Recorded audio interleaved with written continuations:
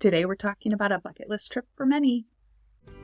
Welcome to Vacation Mavens, the podcast that brings you travel inspiration and practical tips from two moms who know how to plan the perfect trip. I'm Tamara from Your Time to Fly. And I'm Kim from Stuffed Suitcase. With over 40 years of travel experience between us, we're here to share our favorite destinations from road trips to cruising, theme parks, and European adventures. Whether you're planning a family vacation or a mom getaway, we have the tips and tricks to make memories that will last a lifetime. So Kim, we are going to go back a few months. We finally made it to February, thank goodness. But we're going to go back to November when you and I were in Turkey, because we didn't really get to talk a lot about our individual trips that we did after Istanbul. And I know where you went is really a bucket list for many people. So many people have seen the photos of Cappadocia and the hot air balloons and the, what do they call it? Like the Fairy chimneys? The fairy chimneys, right? Yeah. I'm thinking like towers and fairy tale towers. Yeah. So, yeah, I think it's on a lot of people's bucket list. So let's chat a little bit about, if you want to make this happen, what are some logistics that you need to think about? So starting with just how many days should you plan to be there? I think that's the trickier one. I think we were there 4 days, flew out on our fourth day. So I think we stayed 3 nights.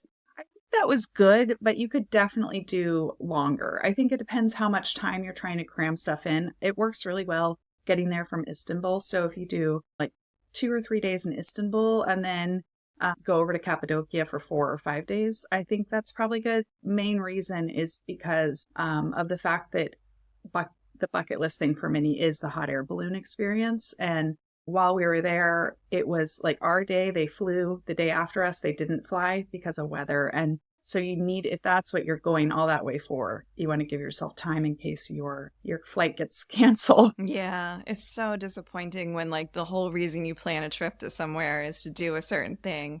If you can't do it, that's just devastating. But we can't control nature, and Absolutely. It's one of those things where you do have to worry about safety first. Safety, yeah, that's what I was going to say. I'd rather they cancel and be safe. But I've always wondered, if they cancel, how do those people get rebooked? Because obviously there's people booked for the next day too. I don't know how that even works. I don't know if they can just get you on the next day, or I have no idea. Yeah, I think it's important to know going into it. That can be a factor. Just set yourself up in case you might be disappointed. But yeah, you said that you flew into that region.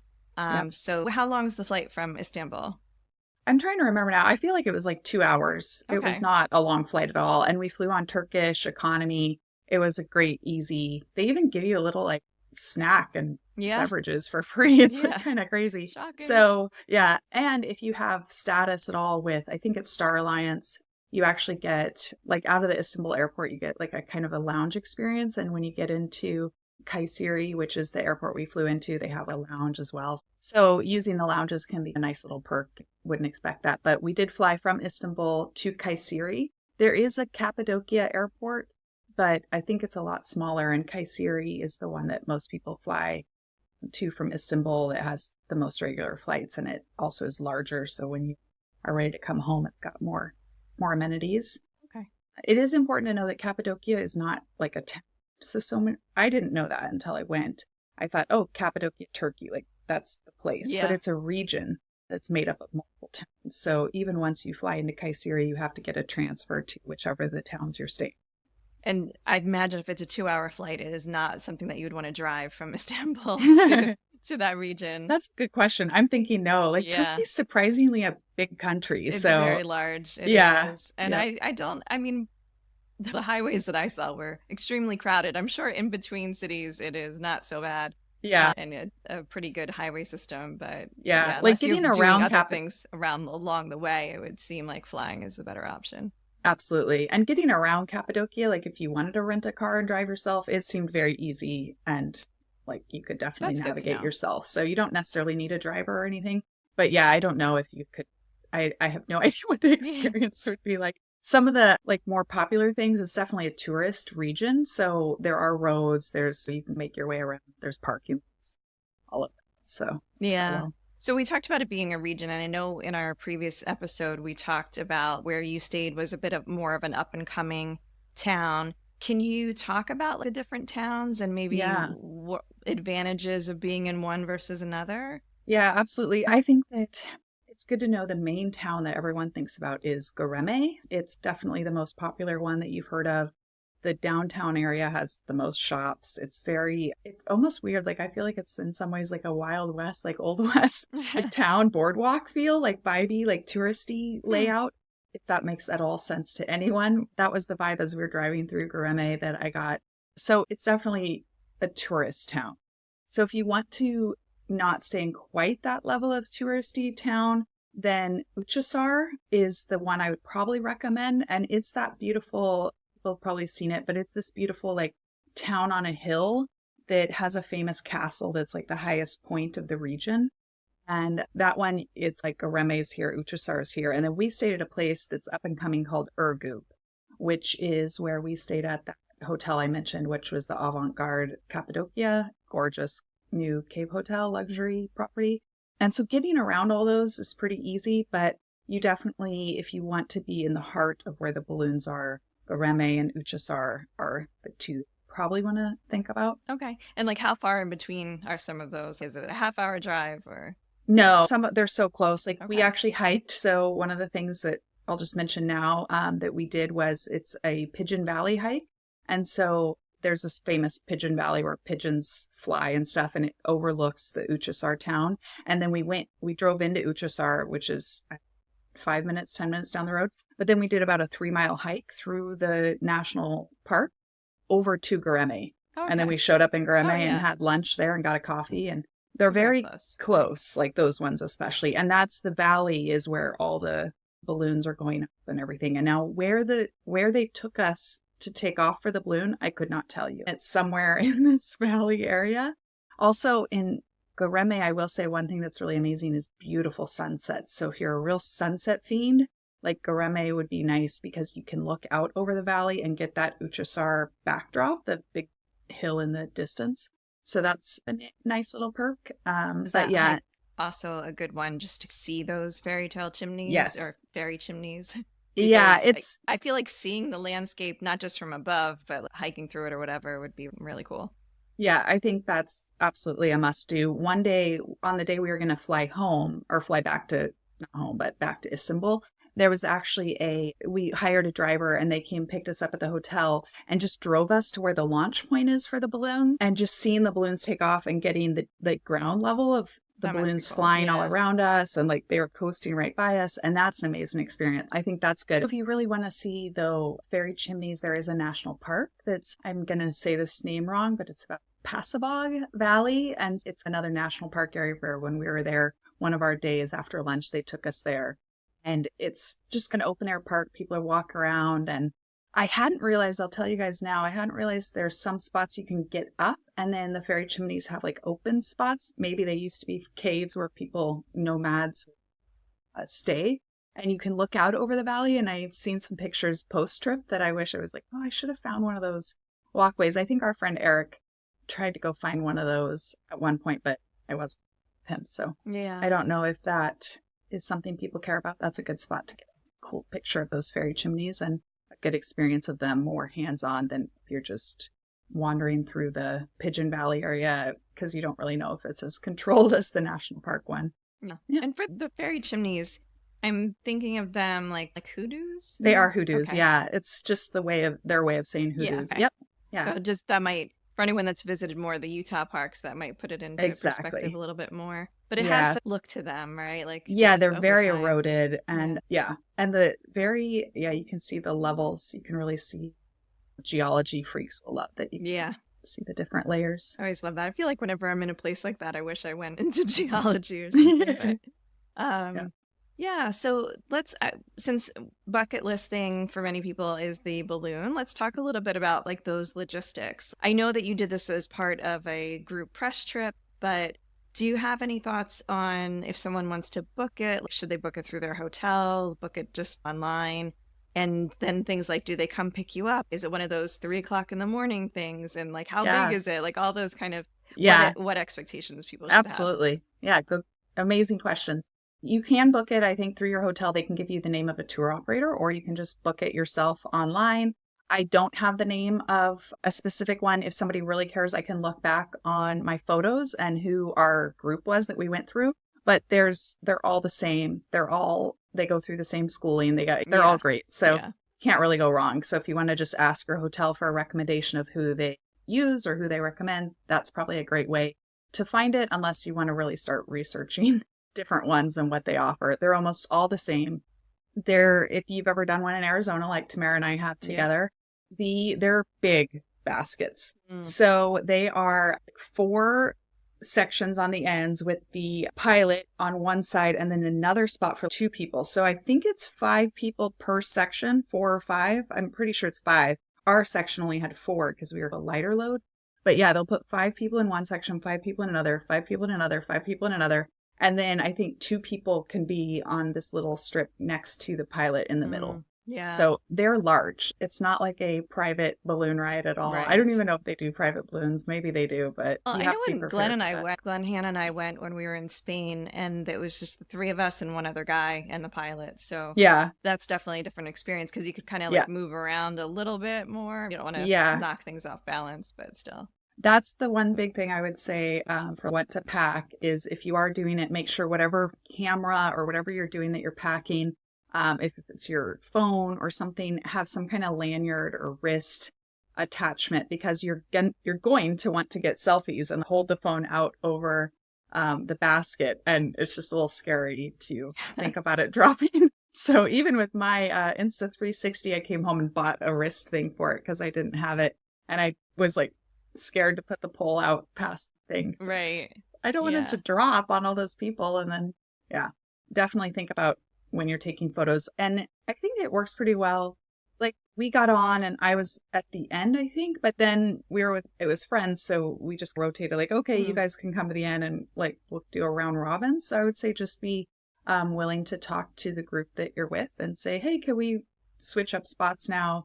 Do you guys want to come interior so we can be on the exterior? Yeah. I think that there was enough space where for the 4 of us, we were all able to take snap, lots of photos. You will have other people in your photos, so you just have to be up with that. They do have the pilots taking photos all the time, and then they sell you the package of images where it's once you land if you want to buy them. Maybe you can pre-buy them in advance, I'm not sure. So beware of that.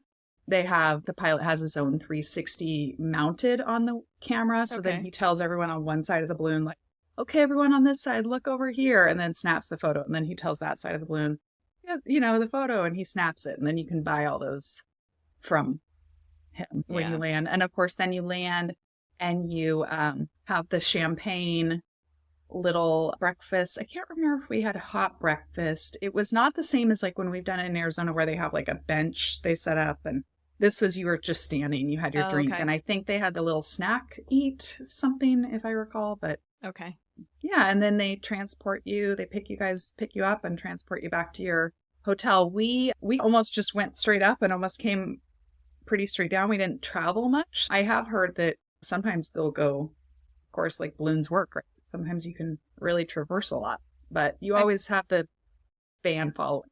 I feel like I've had not the best luck when it comes. I've done 2 hot air balloon rides, and one we were in Ronda in Spain, and we really had trouble getting very high, and so we floated a little bit over it's this beautiful white town in southern Spain, and we were floating over the houses to the point that like when you do that, when they fire the balloon, there was like a woman like putting out her laundry on her patio or whatever, just looking up, you could like see her. And then when you and I did Arizona in the Scottsdale area too, we went up and we came down. Like we did travel a little bit, but not super far. So I think that is another expectation. And then I know, so there are a couple of things that I think about is number one, my husband is scared of heights and he's done it. It's one of those things that I think that if you are nervous about that, really once you get up there, it's very peaceful, in my opinion.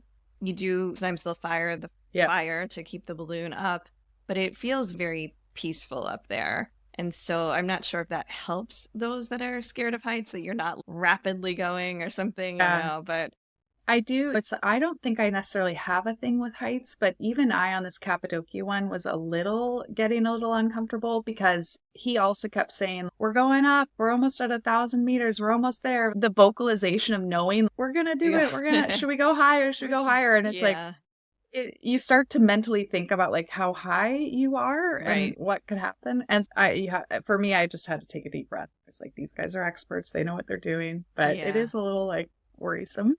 Well, and the other thing that I think about is accessibility. I remember the first time I ever heard about Cappadocia was when my in-laws went to Turkey many years ago. And she's not the most agile, my mother-in-law. And I think they needed a few people to help her get in and out of the basket. Yeah. And so I think I always think of it as, oh, the basket's going to have a door that you open and step into, but that's not how it works. Can you explain a little bit of that so people Yeah. understand what it really is like to go on one of these? Yeah. So the basket comes up to about, for me, it's like just at chest level, probably a little lower. So there are no doors. You have to climb up into it. They will have a little ladder there to help you get in. And we had someone who had an injured knee on the trip. And so they helped her get up on the edge of the basket, and then they put another ladder inside so she could step down inside the basket. But then when we were at the end and there was just the one ladder, it took a lot of us just getting hands-on and being willing to help. But yeah, you definitely have to be able to bend your knees, be strong enough to hold yourself like on the ledge to get in, and be able to stand for, I don't know, like 30-ish minutes in that basket with small movements for a while, because you just are standing on a wicker basket for a while. So yeah. And those are good. how early did you guys go out? Oh, that was the nice thing. It was not as early. I was thinking it was going to be like a 4 a.m. wake up call. I want to say we got picked up at like 7-ish. Oh, So it was it's totally probably doable. part of the time of year, because it Maybe. always seems to be like they do it for sunrise or right after sunrise. There must be something with the atmospheric condition. But Yeah, like heat it was is a definitely like a problem, I know that. later sunrise in November. Yeah, that's So- right. Yeah, I'm not sure about that. That's true. But yeah, I was pleasantly surprised that it was not the Arizona 4 a.m. wake up call. Yeah. That was a little perk. Yeah. That's good. And it's also good to know that if you do it one day, but then the next day you wanted to go and just watch them all take off, you're not necessarily having 2 days in a row of being up at 4 a.m. or whatever it might be. Absolutely. If you're a photographer, I think that's and if you're a morning person, I think that's a fun thing to do, is just find out if you can get a driver to drive you to the launch point, because they all know where it is, and then just take pictures. And there was a lot of people. It was not just like us. There was so many people just standing around on the ground. I wonder if it's like some groups book it for 2 people and then the other people didn't want to do it, and so they stay on the ground taking pictures. I'm wondering if it works like that. But yeah, it's good. It's a fun experience. Absolutely worth it. And the area has some interesting stuff. Like I mentioned, the Fairy Chimney National Park, whatever the name is that I don't remember it. You can look it up. That's a great place to go. There's also, I mentioned the Pigeon Valley if you just want to have views, or if you then want to do that hike.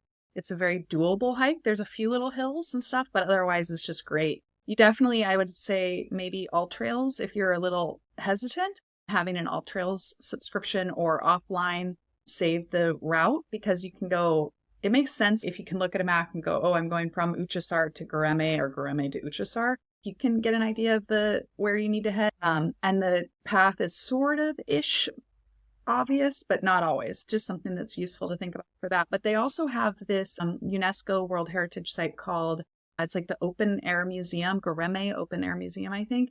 And that's a really interesting place.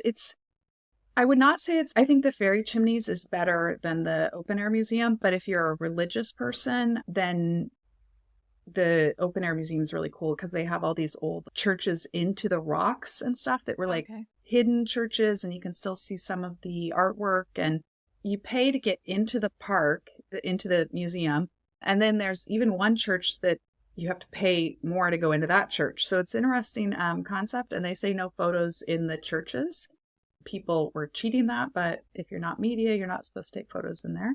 But that's another thing you can do. But there's also hamams, of course, if you wanted to have a Turkish spa treatment. They've got some of those around. Of course, some amazing hotels with their own spas. I definitely think if you want to have a relaxing bucket list trip, allow more time there. I don't know if I should tell this story on the podcast, but did I tell you the story that someone told me about her hammam experience? I have a friend who had a hammam experience, and that's one of the reasons I did not book one. I never want to book one because I don't like to be naked in front of people, and I don't like to be scrubbed to an inch of my dad. Yeah. Like For me, I don't care about the naked, but the scrubbing, the like aggressive scrubbing, I'm like, no, that's not pleasant. So we can decide if we want to cut this later, but I was having lunch with somebody on the trip, and she had gone to a hammam, and it was a nice one, not just like a little off a side street kind of thing. And the guy was like, do you want to add on a climax? And she was like, what? No. Which is so funny because when she was telling the story, everyone else at the table was like, well, of course. And so I think I read if he I'm was like, well, it would only be like 10 minutes. And she's like, you sure about that? So it turns out he was offering her a clay mask. So when she finally figured out what it was that he was offering, she was happy You're to add that definitely on. leaving this in. Yeah. That's hilarious. Because I was like, hilarious. What are the country? I don't feel like that would fit with Turkey very well. What's wrong in the country for that? That's hilarious. Yeah. Oh, man. Okay. Such a funny story. That's a good story. We definitely, if you made it this long, there's a little laughing gem for you. We probably will have to, that's hilarious. We'll see if that becomes the little outtake. I don't know. Yeah. Yeah, so and I also wanted to ask you about, I feel like Cappadocia is one of those places that Instagram has almost ruined. Yes. Because I just see all of those pictures of the women with the flying dresses. Oh gosh, yes. And like, you can rent, that's a whole industry there. And you like rent running dress, through or walking through the horses with the horses. Gown. And and I'm just way too jaded. I was gonna say I'm way too Gen X. Like, that too. Be into that at all. But did you see a lot of that when you were there? Yeah. So there's while we were up in the balloon, there was like dirt bikes going around during it too, and then we saw like we saw horses come by, and then off on the edge we saw one photo shoot with the dress, and then we saw another photo shoot with a nice car. So it was like they parked the car there so the person gets shots with the cool car. So yeah, we saw all of that the day that we did when we weren't necessarily in the balloon. We were like, oh wow, there's a lot of stuff going on down here. Yeah. It's like when we were in Greece. I remember when we were in, I think it was Santorini, we were walking past one of those windmills that you see. And there was a woman with like her leg out the window and then like her flowy dress like going down the side of it. I was just like, you look so ridiculous. I'm sorry. Yeah. I apologize to any like influencer that is listening to us. But it's just not for me. Not for me either. And it was cold too. Like, I mean, I had gloves on and stuff. So that's the other thing. It's morning.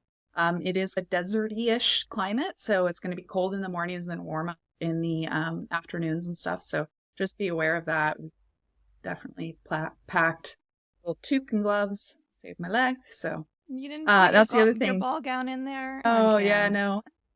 But if that's people's thing, but it definitely still, even with all of that gone, I have a headshot of me that a friend took.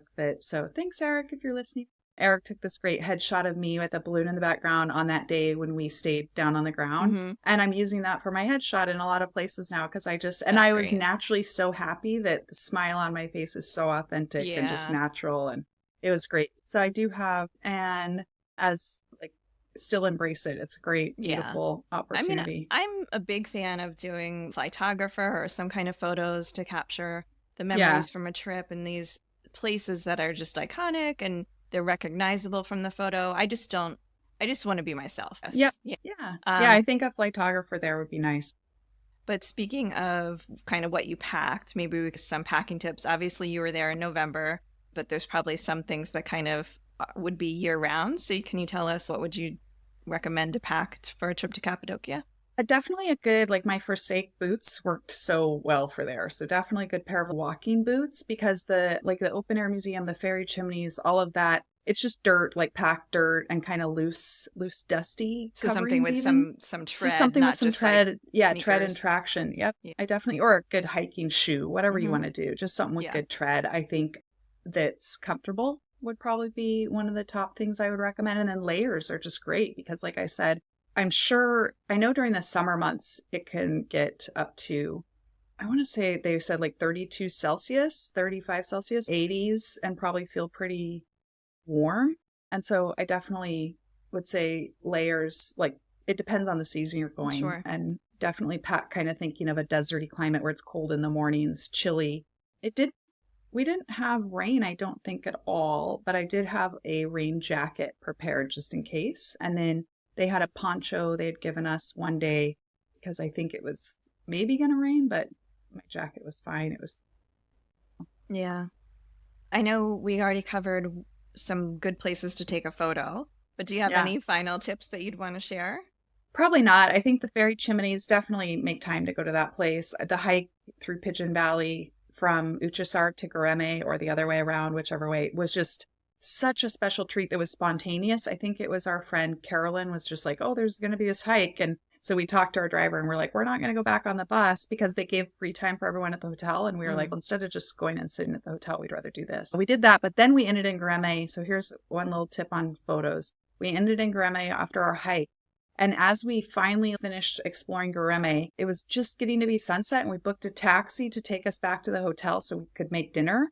And there was the most amazing, epic, beautiful sunset ever. Big recommendation would be to make time for sunset.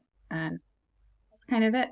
Nice. Yeah. Well, and next time I know that we're going to switch gears a little bit and talk about some good spring break destinations in the U.S. A little less about our travel, or at least our recent travel, but we're going to share some of our favorite places and have one of our friends come and join us too. We have a guest. Yeah. For those who are like, oh, I like it when you have guests. We have it, yeah. And it's nice because we're going to cover the East Coast, West Coast, and Midwest or Central states. And then after that, we're going to talk about my extra few days in Turkey, which was in Izmir and Ephesus. Yeah, which are Izmir people probably don't know about, but they've definitely heard of Ephesus. Exactly. Right. We'll talk to you again soon. Bye. If you like this episode, be sure to subscribe and rate and review on your favorite podcast app, as that helps other people discover us. And if you want to see more, follow me, Tamara, at Your Time to Fly on Instagram and Facebook and all the others. And you can follow me, Kim, at Stuff Suitcase on Instagram, Facebook, and of course my blog.